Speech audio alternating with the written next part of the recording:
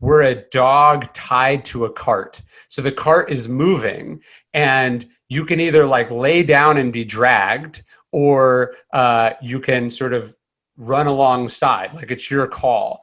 And so the idea that like there are these sort of forces operating on us, on the universe, that are far beyond us, you know, whether you believe that's like sort of God or the gods or just the logos, to me, it kind of all gets you to the same place, which is like you're along for the ride. Even if you just believe in evolution, well, that's a force that's way outside your control, that's acting on you and humanity at this very moment. So in 12-step groups, they're like the second step is like accepting a higher power. They're like, we don't care what the higher power is. Like It could be anything.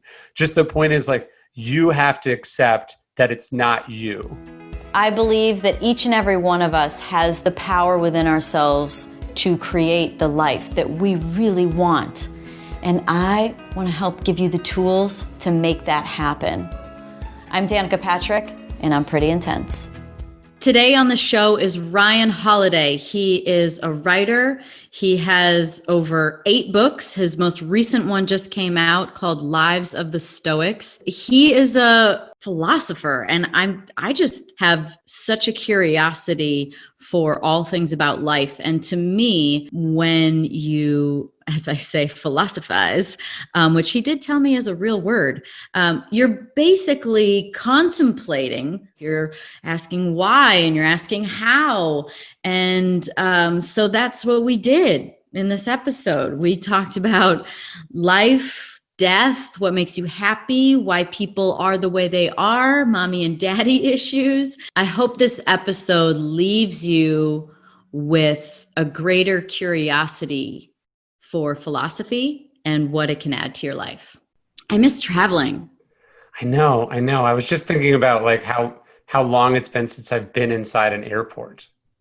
Oh, really? Yeah. Is it because you don't need to travel, or because you don't want to go to an airport? Well, so we haven't traveled at all because of the pandemic. And then, so I don't think I've been in an airport since March 8th. Yeah, that makes sense. I mean, it really happened right about then, because I was on a trip in Peru, and, it was an emergency trip home on the 12th. It was like, got there and it's like, everything's fine. Don't even think about what's going on. And then the next day it was like, oh, so I don't know. It seems like things are, something seems to be popping up on my phone. And then the day after that was like, okay, they might start to shut countries down. And then the next day was like, we have to make that decision. Okay, we're going to go back tomorrow. And then it was like middle of the night was, you have to be out of the country by 9 a.m. or 10 a.m. Oh, wow. And so it was like in the middle of the night, and you had to get up and find a car in the middle of Peru. And, you know, it was crazy, but right. I miss that. I miss that kind of travel. I miss international travel. Yeah, I know. I was watching a movie or something the other day, and they were like on a beach somewhere, and I was like, wow, like I was supposed to go to all these different places over the next 6 months, and that just didn't happen. And it doesn't feel like it's going to go back to normal anytime soon. Why were you supposed to be going to other countries? Just speaking, like just talks for the book. So I had like Australia, and then a tour through Europe, and so I had like a bunch of stuff. That's a bummer. And then yeah, we did one road trip. We drove out to see my in-laws in Southern California. So we've left the house one time in 6 months. So it's a little weird. Do you have old family? Like, are your parents old? My parents are in their 60s, but we have 2 little kids. I have one grandmother who's in like a nursing home, so we haven't been able to see her. But my kids, I'm totally fine. Like as a writer, this is like the best thing that's ever happened to me. Like I don't like to do stuff, so this is like I don't have to go to coffee. I don't have to go to meetings. I don't have to do anything. So I'm like I'm great. But we have like a 4-year-old and a 1-year-old, and so that we were like, they have not seen any people in 6 months. This can't be good for them. So we went and saw in-laws. But so are you just kind of like would you say you're like a classic writer introvert? Yeah, I think so. I mean, I'm definitely an introvert. and like they say, like you're an introvert or extrovert based on whether you get energy being around people or you lose energy being around people. That's Oh. like the best test. So like when you like go to because I think it's different when you're performing. Like when I'm on stage, that's different. But I bet like when you're racing or when you're, in front of an audience or on a TV show or something, that's not draining the same way. But like if you went to a conference, do you feel like excited by that, or are you drained afterwards? I'm very drained. Oh no, I get energized. All right, so that's probably the difference, introvert versus extrovert. But I've been also told that I'm an introvert and I love being alone. Like I have no problem being alone. I like have all of my things that I do and I'm happy to do them. And I have 2 dogs. I don't have 2 kids, but I have 2 dogs. And so I know how to be alone and it's really easy and great and peaceful. But it's interesting in the introvert extrovert because I get really energized doing like speaking engagements, doing podcasts, like right. doing like engagement on a deep level. So, Sure. right. So, because when I'm on stage too, I'm a really open person. So I really share. So I really like get going. But if I have to go do something monotonous, like sign autographs or small talk is the death of me. Yeah. Yeah, like a cocktail party I hate, or like a nightclub I hate. But if you told me like you, me, and 5 other people are going to have like a 6-hour dinner, that sounds like amazing. Yes. So I love philosophy. Like I don't even know if it's a word, but I love to philosophize. Yeah, of course. That's a word. Is it? Yes. I mean, I love it. I literally have dreams and aspirations one day of, this is like personal, but one day of finding someone that I can just like spend the rest of my life with, that I sit on the couch and we just like riff on some random topic or like a couple random topics. I literally just told my friends this last night.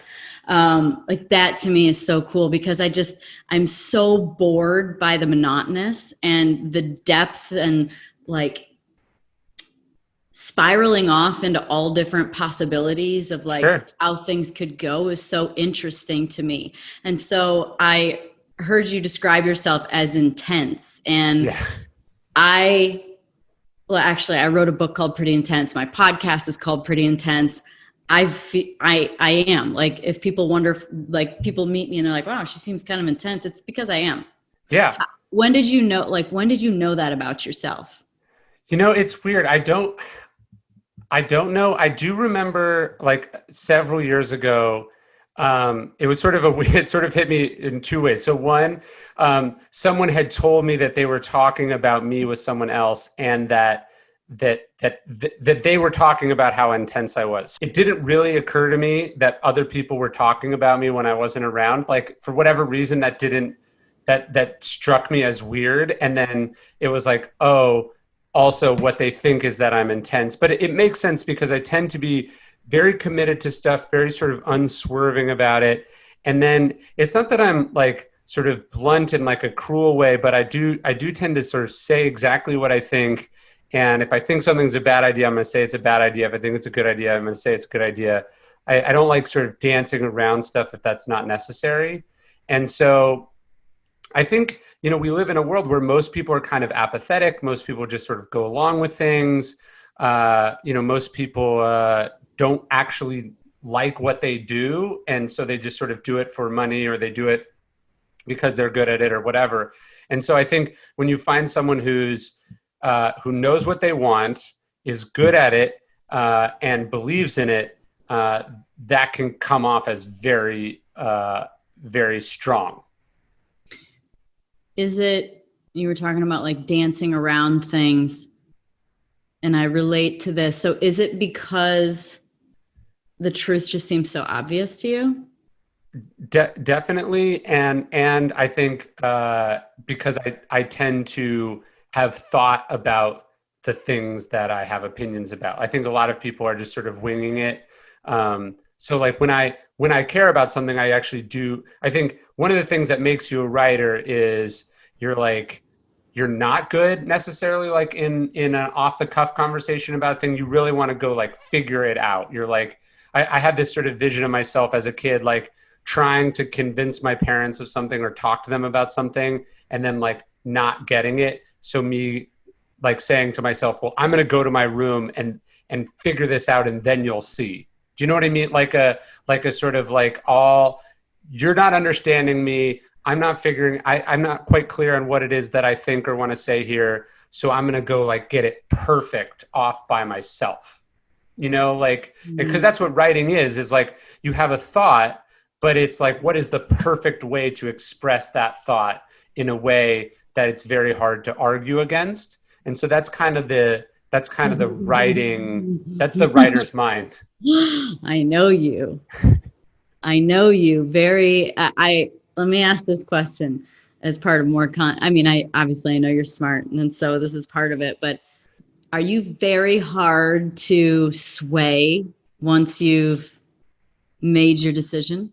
I think so. There's a great expression I heard, and I'm forgetting who said it, but they said strong opinions loosely held. So it's like, I do tend to find what I think, you know, believe it emphatically, express it emphatically, but I also think sticking to something and not being able to change your mind is not super admirable. So I think it's like, you want to be passionate and strong and clear about what it is that you think, but then also realize that was made based on a snapshot of information, and the information is always changing. So I do try to think, you know, like politically, I've changed my mind on a bunch of things. Personally, I've changed my mind on a bunch of things. And I tend to think that someone who doesn't change their mind very often is probably, that's probably more of a vice than a virtue. What are some big things you've changed your mind on? I mean, I grew up in a sort of a conservative household. So, you know, I was, my parents were Republican. That's sort of the beliefs that I held. And then obviously, you know, sort of watching the world go the direction that it's in, I find a lot of these things to be sort of very alarming. And I mean, here's the way I think about it. I think I'm less sort of politically inclined, like, hey, this is what Republicans believe and this is what liberals believe, or whatever, and think more about like, what is in philosophy that we call this going to first principles. Like, what is the core underlying sort of fact or standard, and then being willing to change your mind, you know, if issues shift or if facts shift, but actually you haven't changed your mind, other people have changed. You know what I'm saying? So like, for instance, my father was a police officer. So I grew up as a kid, obviously being very pro-police, you know, sort of hearing these things from my dad. And I generally am a person who would support the police. But at the same time, when you see, you know, what is clearly a very real issue in our society, you have to go, wait, I'm not like pro-police or anti-police. I'm pro, you know, people's rights being respected, and provided that the police do that, I'm for it. And then the second that obligation is,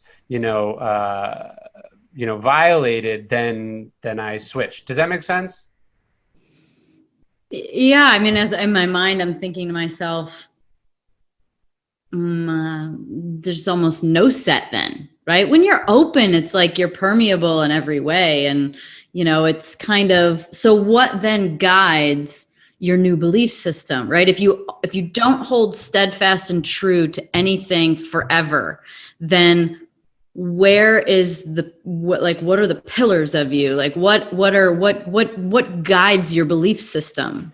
No, I think that's the ultimate question of philosophy, right? Like religion basically says, hey, this is what God says you're allowed to do or not do, right? Like this is sort of supernatural law.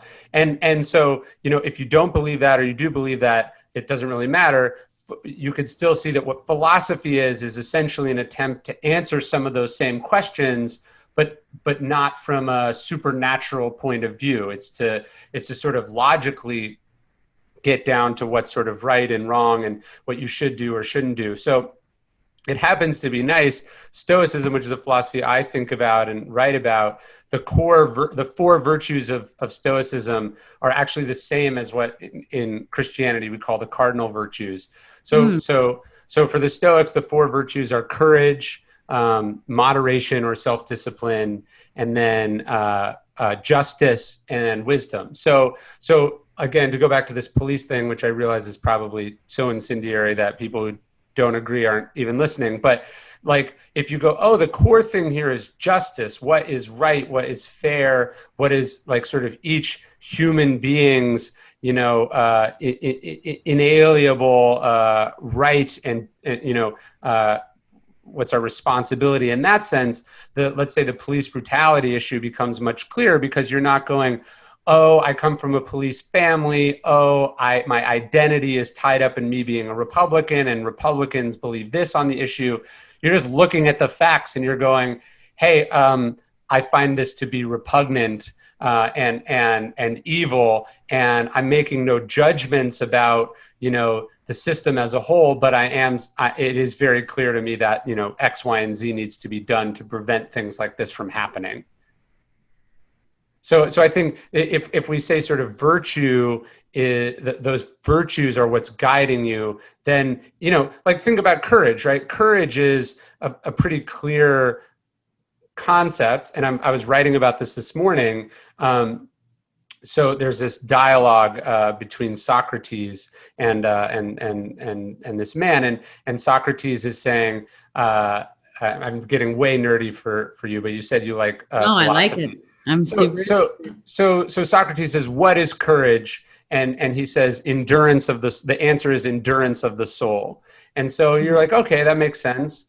But then Socrates goes, but what if you're enduring for the wrong thing? Or what if you're enduring because you're foolish and you don't know, so it does get really tricky. So I think the idea is you kind of have these touchstones, or these sort of big ideas, and then the struggle as a philosopher and as a human being who's not trying to, be a bad person, is like, how do you then actually apply them in individual situations?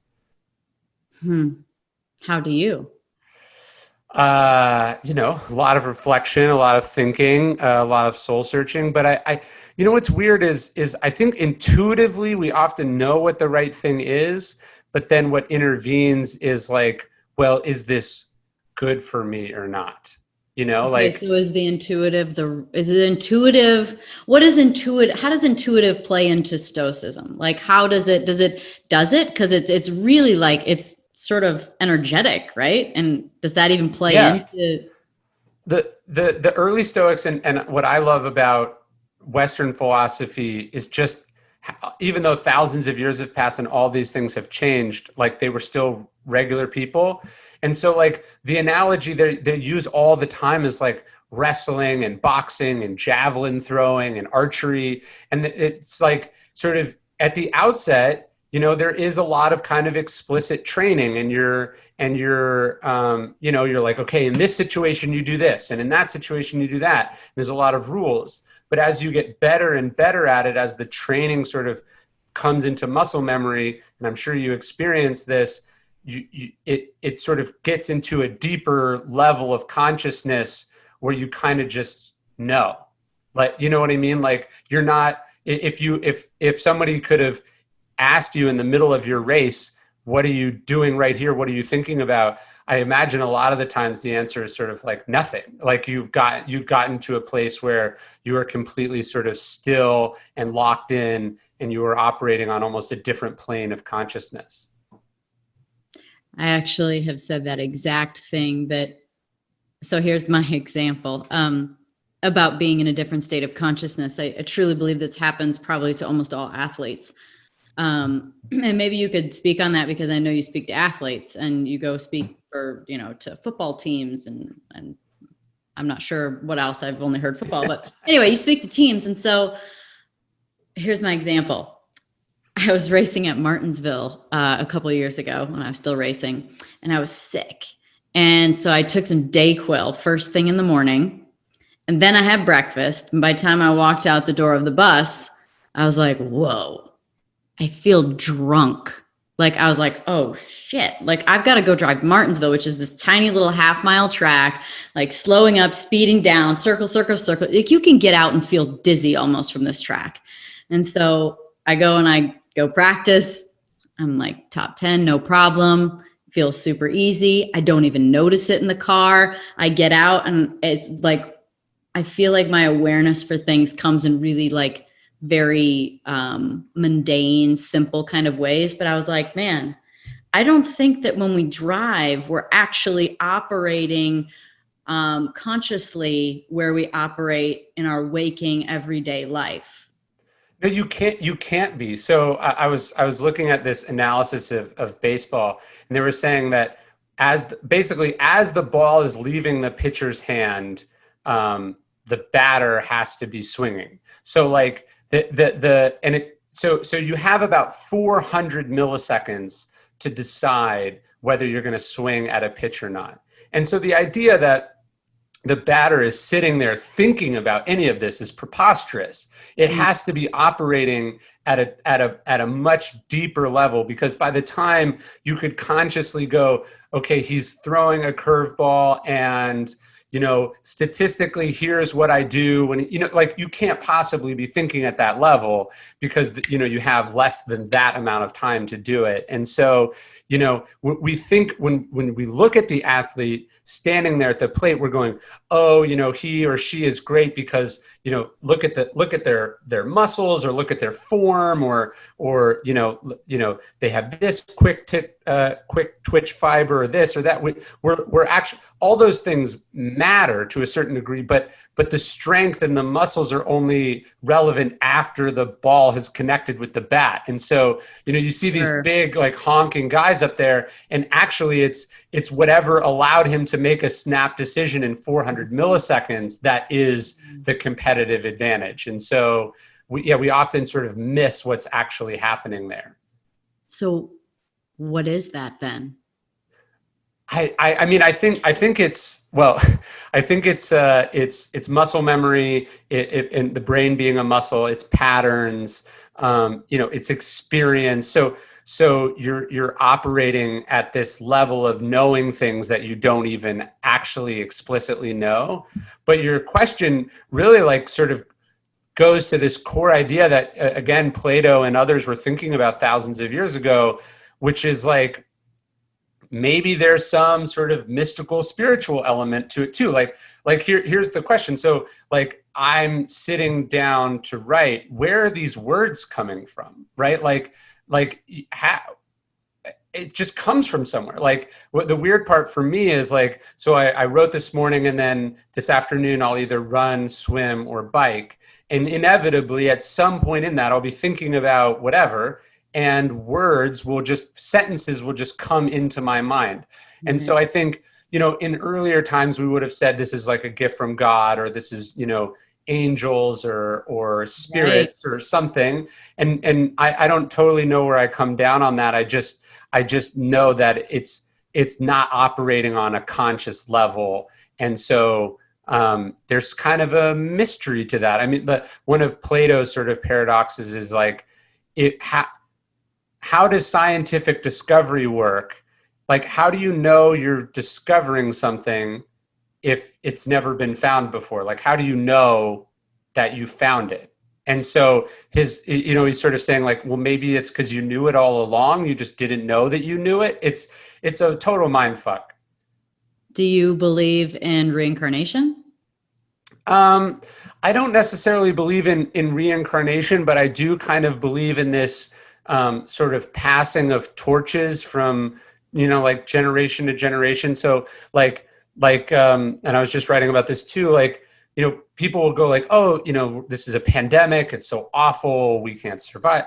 We are descended literally and figuratively from people who have survived so much worse stuff, right? Like, when I think about what my grandparents went through, two of my grandparents were first generation Americans. They came here as refugees from Europe. I think about what everyone who's led up to this moment went through for this moment to be possible. Like, of course we that sort of spirit is animating us in some way. I feel like, have you read Cormac McCarthy's book, The Road? No. Oh, maybe you've seen the movie, but it's this sort of post-apocalyptic sort of novel about a young man and his son kind of at the end of the world. It's like this sort of dystopian hellscape. And It's really a fucked up book to read right now. But here, I actually have here, this is the book. Let me get it. This is the book. It's very good. Okay. I on the shelf above me, I keep on like my favorite books. But anyways, he keeps talking to his son. He keeps talking to his son about carrying the fire. And his point is that like our job is to carry the fire, like from sort of and so the metaphor in the book is like the father is, passing the fire on to the next generation, and the fire in the book is like goodness, right? This is like this horrible world where everything is falling to pieces, and it's like this, people are vicious and awful to each other, and he's talking about carrying the fire. And somebody sent me a lighter the other not that long ago that just says carry the fire. But the idea being that this is this sort of unbroken chain of I do believe in that. Okay, but that doesn't explain the awareness. It doesn't explain how it doesn't explain where the words come from. So the other thing that comes to mind is if you believe in cellular memory, like ancestral cellular memory that is in you that maybe could make it. Otherwise, it is, the other thing I think of is like a consciousness. It's the idea that we're all one, and that, I don't know how far down the hippie road you go, but like Akashic records, as in like, if you can tap into sort of energy, everything that's ever happened and will happen exists as a frequency. And so I don't know, where do you fall into any of that? No, I love that stuff. And you might think that the Stoics would not be into it, but like the Stoics and the Epicureans 2,500 years ago, basically, were talking about atoms. Like they had some rudimentary understanding of atoms. And they, obviously they talked about sort of spirits and ancestors. The Stoics have this concept of sort of sympatheia, which is this idea that we're all sort of connected as part of this larger system, that every person has a role to play, and that the Stoics kind of believe that these roles were assigned to us by fate. So that's the other kind of thing that the Stoics basically, it's not that they believe so much in predetermination, but they kind of believed that, like, they talk about this idea of the logos, which in Christianity it appears in the Bible, it just means the word or the way. It's like kind of the energy of the universe. It's like whatever God's will is, that's what the idea is. So for the Stoics, they were talking about their metaphor for the logos. This comes from, I think, Zeno. Zeno's saying, like, we're a dog tied to a cart. So the cart is moving, and you can either like lay down and be dragged, or you can sort of run alongside, like it's your call.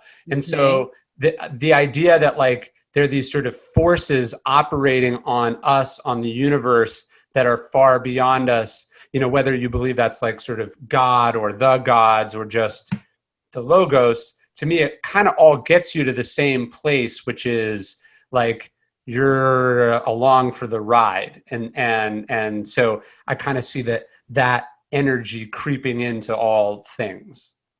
Do you believe that? Yeah, I do. What do you believe? No, I believe in some version of that. I mean, even if you're like totally, even if you just believe in evolution, well, that's a force that's way outside your control, that's acting on you and humanity at this very moment. So I think, like in 12-step groups, they're like the second step is like accepting a higher power. They're like, we don't care what the higher power is. Like It could be anything. Just the point is like, you have to accept that it's not you. And so that's kind of where I am. But you're an atheist, right?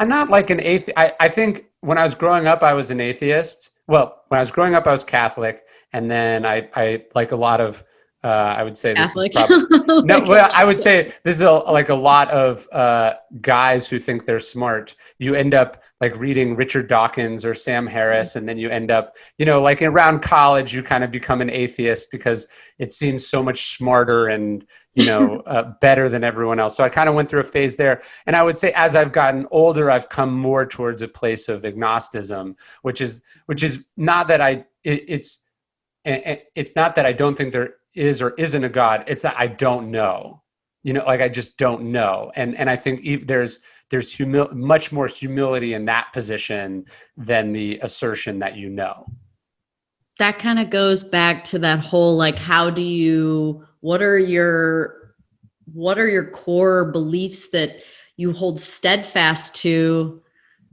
You're still there in that wishy-washy place, right? No, I think it's the opposite of wishy-washy. This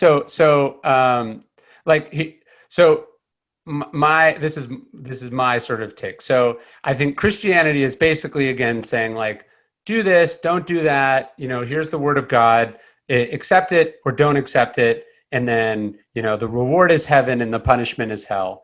And I think the Stoic philosophical argument centering around a lot of the same sort of do's and don'ts.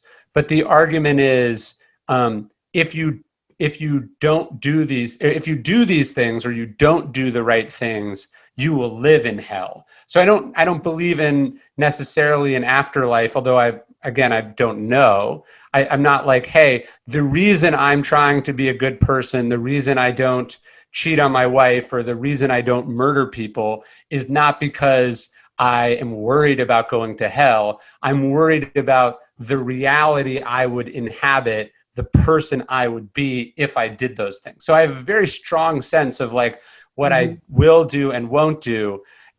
My reason for it is maybe a little bit maybe I'm having more of a foot in both camps. So in that sense, maybe there's some wishy-washiness. It's okay. I think it's fun. It makes for way better conversations. So do you believe in heaven and hell then? I don't. Okay. So you know about Pascal's Wager? No. So Pascal's Wager this is like 1500s. He's sort of very influenced by the Stoics, sort of a brilliant, clever guy. But his argument is that that to be a bad person is a really big bet because you don't know whether there's a heaven or hell. So his argument is it's a safer bet to be a good person, to not sin or whatever, because the upside is very high and the downside is also very high. So that's the wager. Yes. The potential of heaven and hell is making it not worth it, which still gets you to the same result. Yeah, that's the idea. So I'm sort of there. So what makes someone a good person versus a bad person? And we're using this super loosely, right? Like, sure. Obviously it's a sliding scale in all kinds of ways, but I've heard you describe sort of like having like mental discipline and like spiritual bankruptcy, right? Or, what kind of makes you smart versus connected to your soul, to, the feelings and knowing where the words come from, all of that stuff. Like what leads you down those paths? Well, that's the interesting thing about Stoicism, right? If Stoicism is in some respects kind of the mastery of your emotions, the mastery of your urges, your ability to have sort of rational thought, all these things, you could use those things to just be a better bad person, right? Like it could make you a better killing machine or something, right? It could make you like a superhuman. And I don't, that just doesn't strike me as winning. And I think the Stoics would say, like, when you really look at the lives of people who are like that, it doesn't seem like they're underneath the surface not having a good time. So I think that the purpose of the philosophy is to be a good person. The sort of summum bonum, the highest good of Stoicism is virtue. It's being good. What is that? I mean, we could have a big discussion about it. It gets complicated. I think Marcus Aurelius's line, which I think about, he says, the fruit of this life is good character and works for the common good. So that strikes me as a pretty good definition of a good person. And you could probably flip it and get a definition of a bad person really easily, which is a person of low character, sort of morally, ethically, they're unreliable, they lie, etc. And then are primarily motivated by selfish ends, don't make the world a better place, don't help other people, sort of see the world as a zero-sum game, so on and so forth. How do they turn out like that? Like, how does someone do that? How does someone live a life where, you have the extreme of murder and things like that, right? But then you have a lower scale of like not respecting someone and being selfish, or, that's, again, it's a sliding scale. But what kind of puts someone in that world where, they don't live a virtuous life? Like, you mean, how do you wake up Donald Trump? Yeah, sure. How do you, Right. How do you wake up and sort of think exclusively about yourself, right. Sort of have no standards that you adhere to, no line you won't cross, how does that happen? I mean, I think it's a couple of things. One, I mean, at the core of it, almost all these people were failed by their parents in some sort of profound, painful way. And then I also think, though, we need to have empathy and go, do we not all have that inside us? And if we've been instructed differently or we'd had different experiences, might we have gone down a different path? So I try not to be sort of super quick to judge in that sense. But I think what often is at the core of these things is a very intense valuing of the wrong thing. Right. So like, for athletes, right, are you valuing money, victory, fame, domination? Those are traits that can certainly serve you well in your profession. Just they would serve me well in my profession, but only in the shortest term sense of it. Right. And at enormous cost. And so, I think we often, I had Manu Ginobili on my podcast this morning, actually, and we were talking about this, and I was fascinated. I was like, okay, like, Michael Jordan has won 7 rings, I think 6, and you've won 4. Is the distinction between those two, is it like, did he just have more of a killer instinct than you? Like, I was like, when I'm around you, I don't feel like you're going to rip my throat out. You know what I mean? Like, is that the distinction? Like, is there like a level that you have to go to get to and I'm fascinated by that because I'm really driven in my career and I've been successful in it, but you always see like somebody a little bit above you. And I think you can see that and go, okay, the way to get there is to do these things that I maybe know are wrong or I know hurt people. Or you can say, I'm going to focus this energy on the craft of it, the love of it. I'm going to feel grateful for what I have, and kind of, if it happens, it happens. Sounds like ego is the enemy. I mean, it really does, because ego's taking care of the short term and not the long term, right? It's going to make you feel good in the very moment. So then I wonder, to be honest,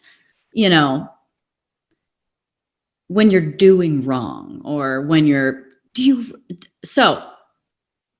do they really know? Like, if someone's doing that, are they actually consciously aware? How much of the time are these people actually making decisions that they're consciously aware that they're doing wrong, versus operating from this embedded, learned system that they earned from their mom and dad? Because I 100% agree, and this is with love, that every mom and dad is going to screw up their kid a little. Sure. You're going to love them too much. You're going to love them too little. Like, you're not going to get out of this alive as a parent without having to have some empathy for yourself, because you're going to screw a kid up a little bit. Yeah, of course. I mean, at best. I think, right. Is the person sort of overtly or deliberately doing wrong, or are they getting what are they doing or getting what they think they need? And I think that's a question, right?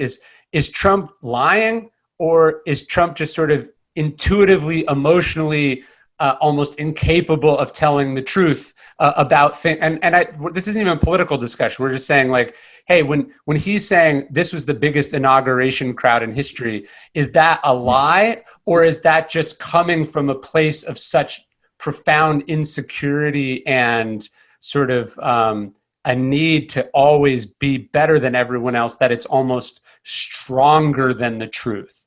And so I think it's both. But to me, that goes to the point of the punishment for that person is not, oh, this isn't going to work out for you, because it may work out for you. The punishment is, in some cases, for some people, getting everything that you want, right? It's like, would you trade places with that person? Or, like pick whoever in your mind was like the athlete or the competitor who embodied all of the things that we're talking about in a not good way. Would you want to live in their head and in their heart? Mm-hmm. Like, absolutely not. And so I think that when I'm saying like hell is here on earth, I think that's where a lot of people choose to live, or are forced to live because of the priorities that they have. Yeah. That would be my belief system, is that heaven and hell is on earth. Like, it's not a destination. I remember asking someone a long time ago, I was like, so what do you think? And this is when I started getting really interested years and years ago about, I've always been, I would call myself, I think it's called omnism, where you have a belief. You probably know what it is. No. I don't know. It's a belief in all religions. You don't believe in any religion, but that there's truth in all of them. Sure. And so, I very much got curious about, how we operate as humans and how we operate in a spiritual / religious way. And I asked someone, I said, well, what's heaven and what's hell? He said, well, heaven's up and hell's down. And I was like, I have to break up with you. It's just that there was no thought put to it. And as I clearly stated at the beginning, I'm much more interested in the thinking of it. So I believe in that. And so, then it makes you even wonder, do they even know that they're living in hell? And do they know?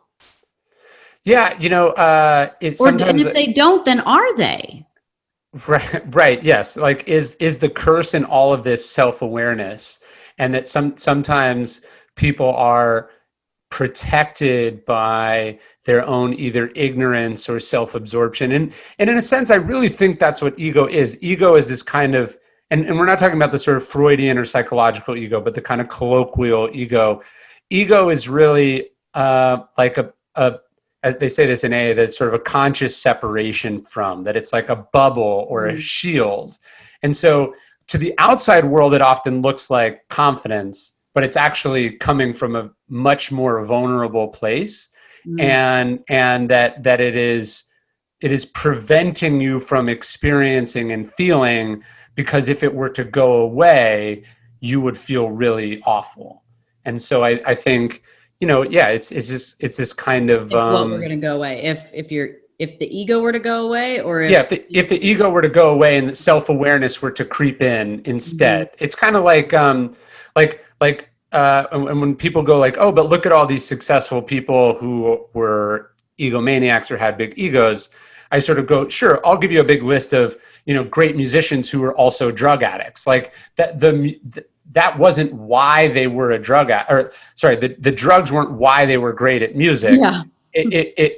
Ultimately the addiction ends up often killing the person, but it's that the drugs were a way of not having to feel painful things that a sober person would have to deal with. And so I think ego, and sometimes just, whatever these things we get obsessed with, like, I think for driven people, and maybe you felt this way, you feel like when I get there, when I get to the top of the mountain, like when I sell this many books, or I win this award, or it's like, hey, when I win, my first race, and then when I get, then when I have 3 of them, then when I have the best season of all time, like, you tell yourself like, it's this thing. And once I get this thing, then I won't feel this way anymore.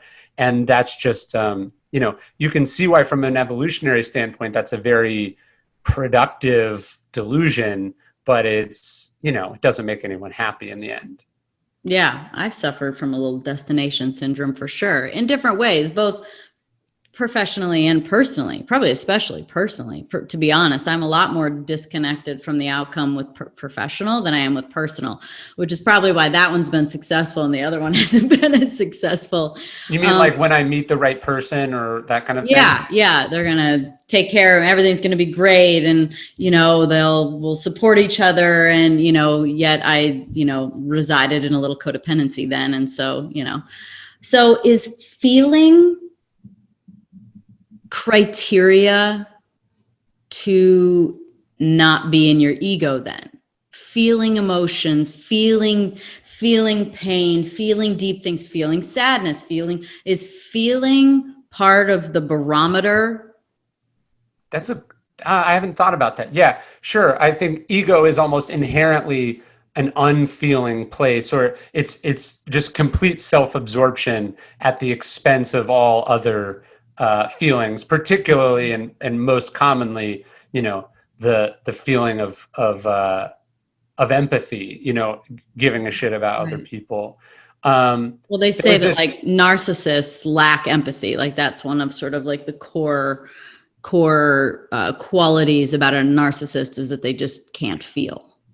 Yeah, and by the way, that's why when I write about ego, why it's so dangerous in the arts or in like in music or in writing or in business, is because what you're doing inherently requires empathy, or else it won't work for anyone. Like if you're making a song, if you're like writing a song and you have your head so far up your own ass that you can't conceive of anyone else's reality, that song is going to be meaningless, right? Like if I'm sitting and writing a book and I'm so obsessed with my own pain and my own issues and my own stuff, it's not going to land because it's for an audience of one. And so I do think empathy is that core.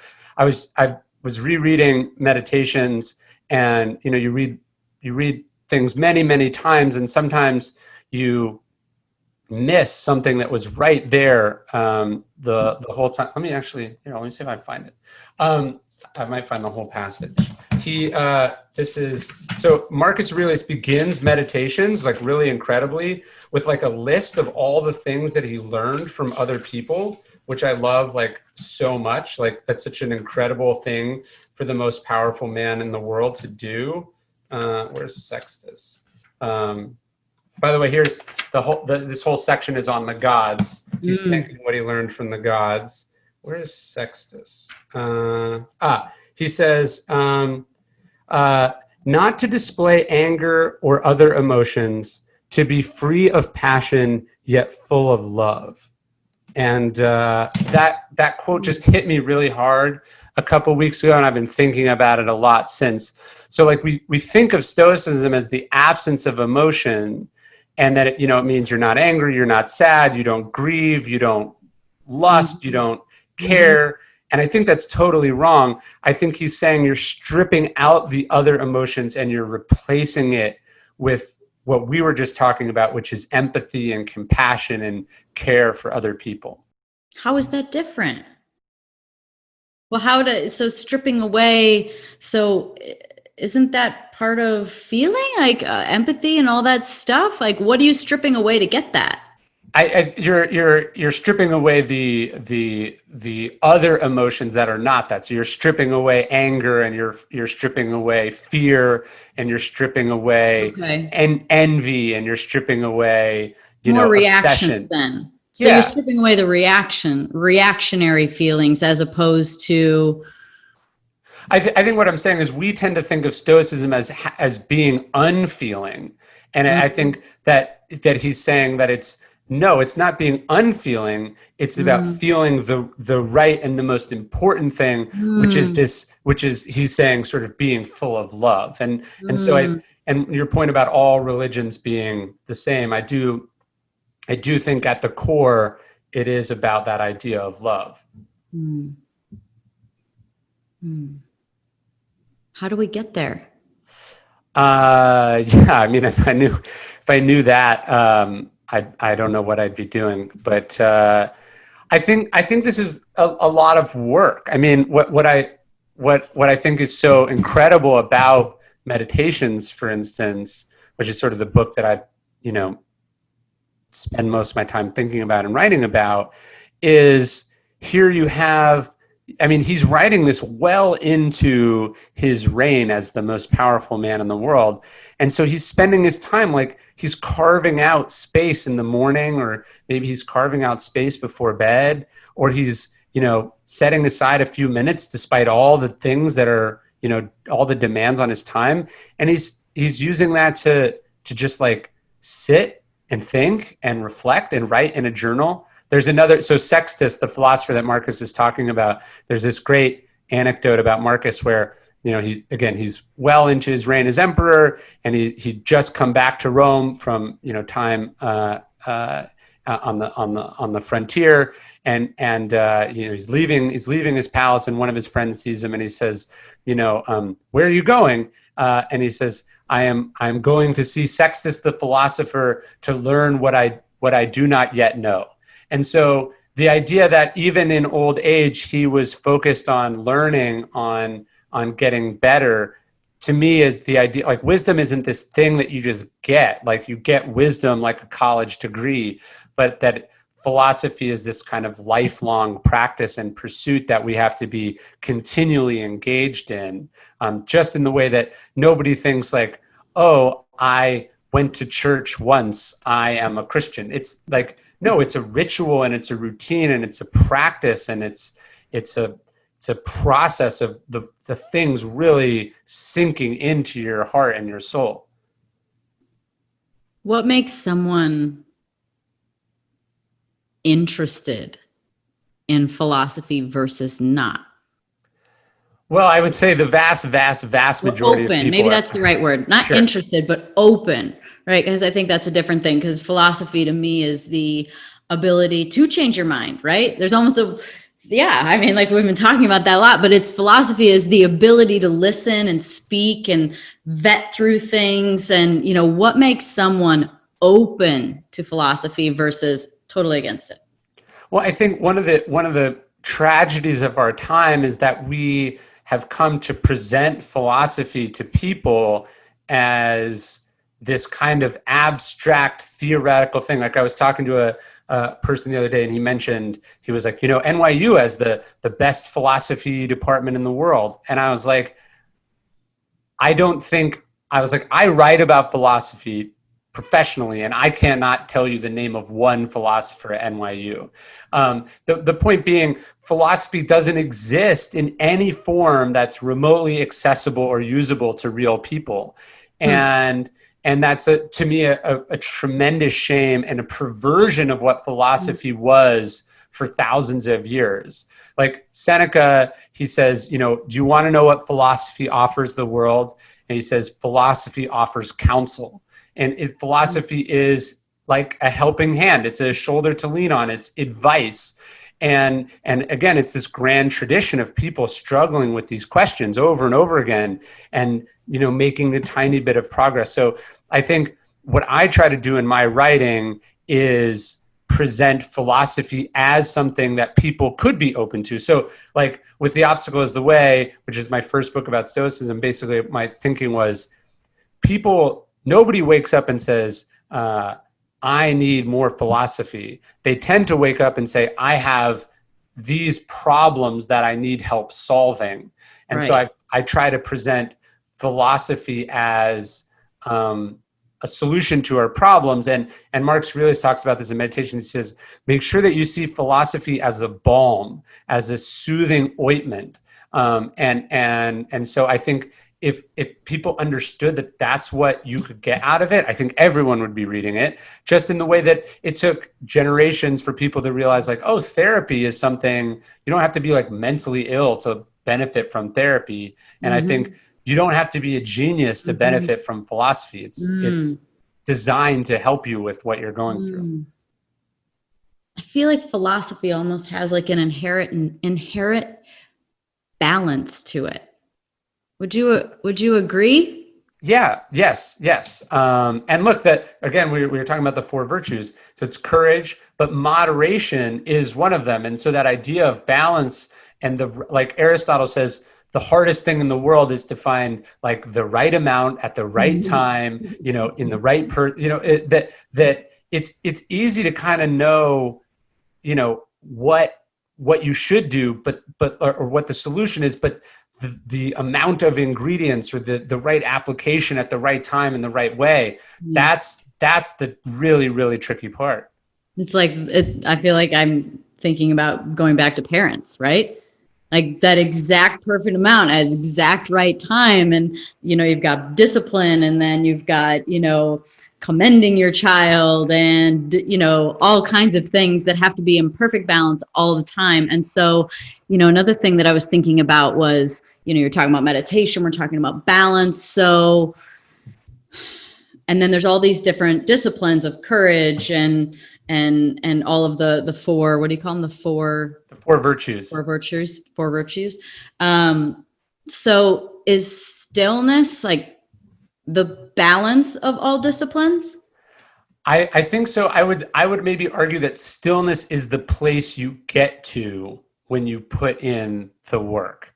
So just like, just like an athlete sort of perfectly trained and timed for the moment is going to be much calmer and stiller, in the fourth quarter than the athlete who is horribly unprepared and not ready for that moment. Mm-hmm. And so I think stillness is like what you get when you strip away the things that are inessential and you focus on what is essential. So, I mean, look, there's the stillness of like, hey, I'm sitting on a porch swing, on a summer evening in the South, and that's wonderful. Or, stillness is a beach in Hawaii, or, whatever. But stillness to me is also the sort of the apotheosis of all the work. It's like being that flow state you were talking about, where the idea that you could even be sort of still and locked in when you're sick and high on NyQuil is to me that's the proof of what we're talking about. So it's like,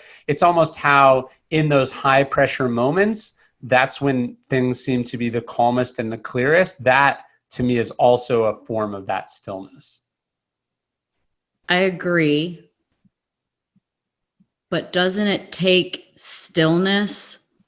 I'm using it in a real simple sense of like calm, still, and non-reactive, open. Doesn't it take stillness to get to that place though? Otherwise you're operating from sort of, sympathetic nervous system that maybe doesn't give you the best direction. No, I think that's right. Like people think like, hey, the way you become an NBA champion is like playing a lot of, pickup basketball games. And it's like, no, it was hundreds of hours reviewing the playbook. It was hundreds of hours of one-on-one drills. It's Kobe Bryant getting up at 4 a.m. and shooting, 1,000 free throws, alone in the gym. A book is hundreds of hours of being alone by yourself, just working on this thing, with no certainty of payoff. You know what I mean? So I do think solitude and silence and self-control and sort of kind of a bubble, all of that's required to ultimately accumulate the knowledge and the insight and the experience so that you could be still while 200,000 people are shouting your name while you're doing this very difficult thing. So yeah, I think stillness begets stillness, certainly. Yeah, because it takes a certain amount of stillness and quiet to know what you want. How many people do you think suffer from not actually knowing what they want from life because they never slow down enough to know? Oh, I think that's most people. Yeah, like everyone I think has that voice inside them that's talking to them, but most of us have way too much going on to ever actually listen to it. So, what do you do? I live out in the country. I try to say no to most things. I'm very disciplined about routine and schedule. I think you've got to carve out room for that stuff to happen. Have you always done that? Not always, but I sort of, when my first book came out, and it had done pretty well. I thought, oh, I'm a writer now. I must move to New York City.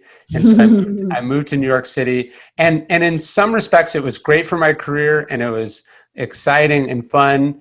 And on the other, it was like so immediately obvious to me that this was not a place where one could do important work personally or professionally, because there was always, not only was there always a distraction, there was always a really good distraction. So it's like, you need time, like not doing anything. And yet there was always a dinner, always an event, always an opportunity that it felt really foolish to say no to, that living where I live now in Texas, I don't even think about, because I would not get on a plane to go do this.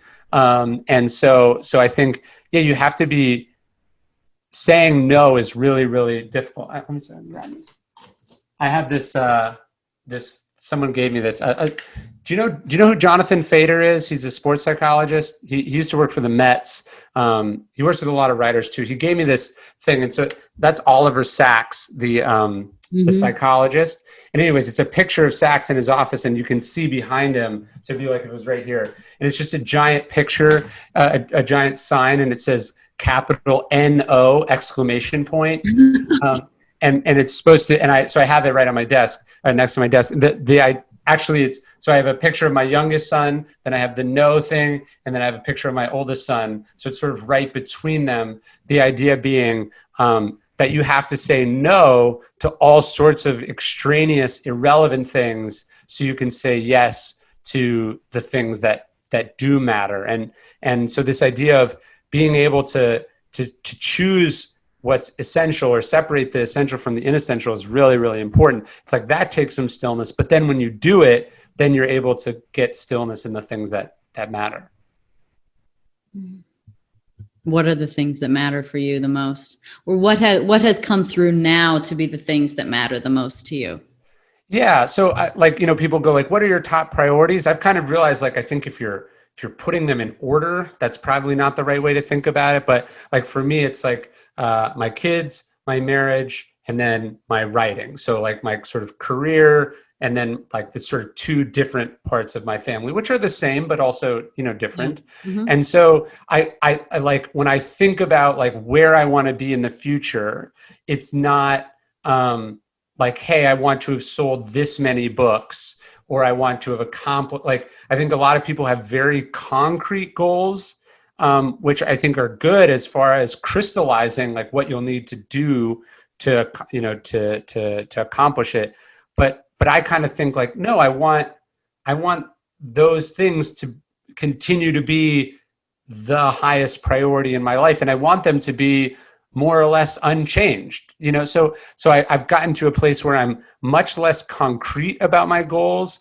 And it's more about, and this is obviously a luxury of my profession, in that, like, a writer, you maybe have a few seasons as a basketball player, or, a few years as a racer, whereas like a writer, you can do it sort of till you die. But my thing is like, I want to do well at those three things my whole life. Like, so that's kind of, when I think about what matters, it's those three things in some, like, the other way I think about it, I've talked about this before, but I kind of think like, what do I want a day in my life to look like? And I kind of back out from there, and it allows me to evaluate opportunities. So if someone came and said like, hey, I'll give you, all this money to go do this, but then I would have to move here and I'd have to show up at this office every day, that would be really cool. And it might help me accomplish stuff, but it would come at the expense of the other things. Yeah. So would you say then that you're getting happier? Definitely. Yes. And so I think describe what happy's like then. I'm curious. Okay. I asked that to be able to ask you, what is happier? Like, explain happier. Yeah. Look, there's a certain ineffableness to happiness. And I think, unfortunately, in Western culture, we tend to associate happiness with achievement. Sure. So, although I've seen interesting studies, they're looking at it like young people tend to say, I feel happy when, and then they fill in the blank with like, I won this race, or I got this Right. award, or I got this promotion. But older people tend to associate happiness with feelings of contentment. Of course. And so it strikes me, if that's where you're going to end up, you should focus on it now. But for me, happiness, weirdly, it comes, happiness and stillness feel, at least in the same ballpark to me. Like when I don't feel pulled in a million directions, when I have autonomy kind of over my life, over what I'm doing, when I'm sort of creatively fulfilled, but not like whipping myself. So I think for me, happiness feels like when I feel like I am and I have enough. And it's when I'm sort of yearning for something, or I'm chasing something, or I'm trying to get something back or get rid of something. That's when I'm feeling less happy. So weirdly, the last, it feels terrible, so I don't mean to be glib about it, but like the last, several months of this pandemic have been an interesting trial for me, because so many of the things that were part of my job and life have kind of fallen away. And so it's forced me to sort of reiterate and reestablish what those priorities are, and then realize, oh, actually focusing more on them is just as rewarding personally and professionally as it is, leaping on all these opportunities that come by, and that there was actually a hidden cost to saying yes to all the things that I was saying yes to. So who taught us that all that is what made us happy? Where does that come from? I mean, to me, that's like, if you think about evolution, what would be the number one driver of, like, okay, why does Elon Musk start one company, then start another, and then go, now I have to put people in space, right? Like that it doesn't, from what I read and see, I don't think I would want to be Elon Musk, but I'm grateful that Elon Musk exists. So it's almost like his inability to feel enough drives the species forward, but comes at an immense cost to him personally. So I think it shouldn't surprise us that. Does it? I mean, does it? Like that is the question then. If you're grateful for him and the progress that it makes our species make, but yet less is more is kind of what you're saying, it leads me to wonder, what's the point, and why is there still a hook that we need to evolve or do more or be more? Like, why do we need that at all? Well, I think what I mean is, like, from an like what makes somebody look out over an ocean and say, I'm willing to risk death, never see my family again, just to know what's on the other side of this ocean. Like, we wouldn't be here in America if people didn't have that impulse. And obviously there is, a historical cost to that as well. I mean, but we don't need to get into that. But so it's like, that spirit of being unable to ever be satisfied or sated, there never is enough. You never feel good, from a propelling the species forward over, hundreds of thousands of years. That makes sense to me. But just because it's naturally true doesn't mean, it's good for one person. Mm-hmm. So but I think if you could do it in moderation, maybe that's the best of both. The balance of all disciplines. Exactly. Is that even possible? Maybe balance is a fleeting thing. And so it's about sort of trying to get it over and over again.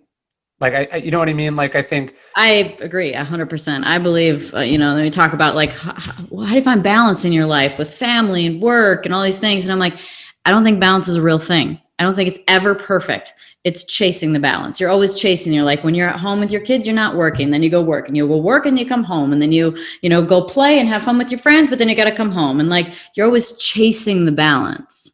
Yeah. Or it's like that moment of weightlessness. You're just getting the moments of it, or, and then gravity's pulling you right back down. But you can still get it over and over and over again.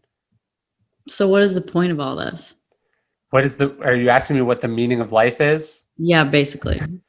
I don't know. I probably should have just started with that question because I love to ask this question. Well, I was giving you Marcus Aurelius's answer earlier, that sort of good character and works for the common good. I think that's a pretty good answer. Have you read Man's Search for Meaning? Victor. So it's an incredible book. So Viktor Frankl is in he's a psychologist, Jewish psychologist in Vienna, and he spends time in 3 different concentration camps. He's sort of deeply inspired by Stoic philosophy. He writes this book, Man's Search for Meaning, which is one of the best-selling books of all time. It's really an incredible document about sort of human resilience and perseverance. But he's sort of saying that, like, perhaps we think that we ask the question, and he's like, maybe a better way to think about it is like you're being asked the question and you answer it with the meaning you create in your life. And so I kind of think like we're here for this sort of fleeting, ephemeral moment. Meaning is what we manage to cobble together through relationships, through the good that we do, through the work that we produce, through the sort of collective, contributions we make to humanity. That's the meaning of life. What's your purpose within that life? Yeah, I mean, I feel like the sort of the 3 priorities I was giving you, the sort of purpose is kind of a triangulation of those things. But I feel like sort of professionally, like what gets me out of bed is the idea of taking kind of ancient wisdom and making it accessible, not just to other people, because obviously that's what I do. That's like, if I wasn't making it accessible to people wouldn't buy it and I wouldn't be able to publish books. But I think like what I was doing this morning, got me excited this morning was taking all these little bits of things that had I'd read in all these disparate things, and they just kind of came together magically this morning. And that just gets me so excited when like the dots line up and it works, which is probably, it's like probably that giddiness you feel like when the race starts, or you find yourself in the pocket, or your strategy is working exactly, when it's just like it's working. And so flow state, state. So I love that state. But I mean, you could get it trading stocks or playing poker or something. I'm sure that's not really what I like doing. So for me, it's making connections, from history and psychology and philosophy into something that works. That's what I love doing. What do you think the biggest lesson that you've learned is through all of your reading, learning, and sort of crossover between your own life and application? Yeah, I don't know how you would sort of classify the size of it, right? So I would say one of the ones that hit me really hard. So the Stoics talk a lot about death. They talk about this idea of memento mori. I'll send you one of these. I carry this memento mori coin, but the idea of meditating on your mortality is a big one. But there was a passage in Seneca that hit me that I think it's kind of changed how I think about things and how I think about time. He says, we think that death is something that we're moving towards, like that death is in the future. So, whether per an actuary table, you're going to die when you're 77, or like, hey, you have 6 months to live because you have cancer, whatever it is. Like we think that death is something death is stationary and we're moving towards it. Mm-hmm. And he says, actually, death is happening now. He says, all time that passes belongs to death. And I was like, whoa, okay, what does that mean? He's saying, so like he says, time that passes can't be revived. And so his point was that it's not that like I don't have 40 years left. It's that I've died 33 years. And that was just sort of profoundly eye-opening to me. And then it goes like, oh, like, if someone, wastes 5 hours of your time or whatever, you just died 5 hours. And that puts it all in. So to me, it's really helpful as far as like doing stuff that I don't want to do. Like when you realize what you're paying for it, Sure. Not what you're getting paid, but what you're paying, it's very helpful. Well, it just boils down to wasting time. Yes. Doing things, if you're going to die in every moment that you do something, you better choose to be living it versus enduring it. Yes, totally. And so it's not like people go, oh, okay, so if you're going to die, like, nothing matters. It's not, it's that you could die. And so you have to live as if you could die, not like if you were, yes, right. Like if you knew it, you were going to die tomorrow, it would, in a weird way, probably make everything meaningless. But you know what I mean? But it's like you could, so you have to make sure that you're doing everything as if it is the last thing that you're doing. Oh, that's like the perfect last question. Okay. If you had one more day, then what would you do with it?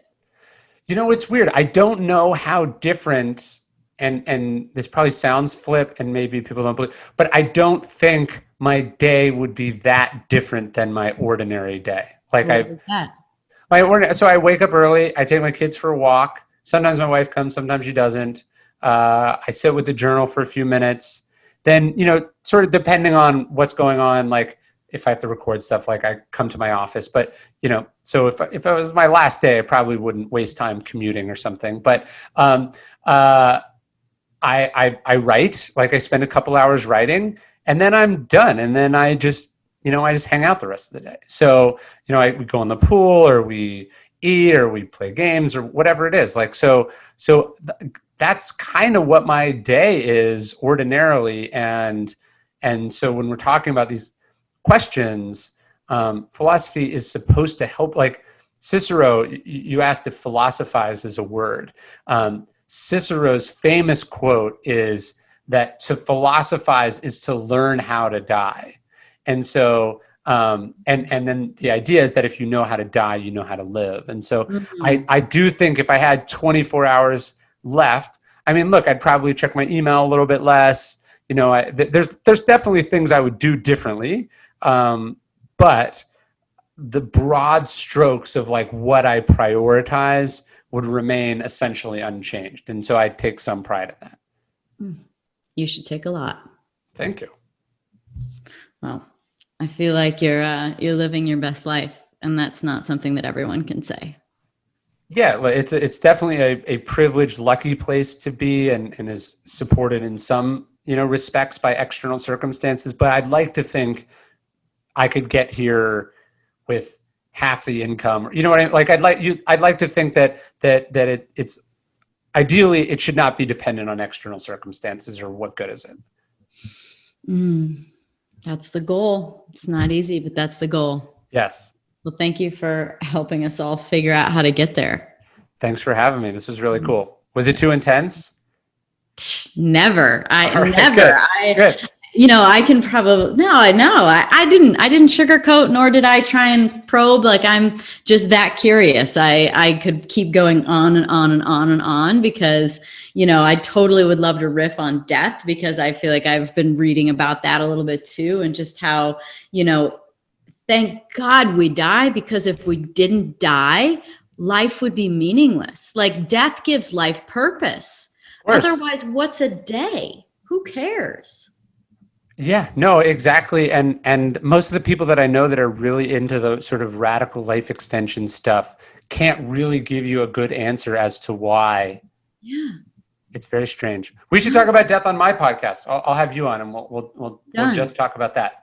We'll live through talking about death. Sounds good. Okay. Thank you. Thanks everybody for listening to the Pretty Intense podcast today. I hope you enjoyed it. If you like what you heard today and you want to hear more, please click on the subscribe button.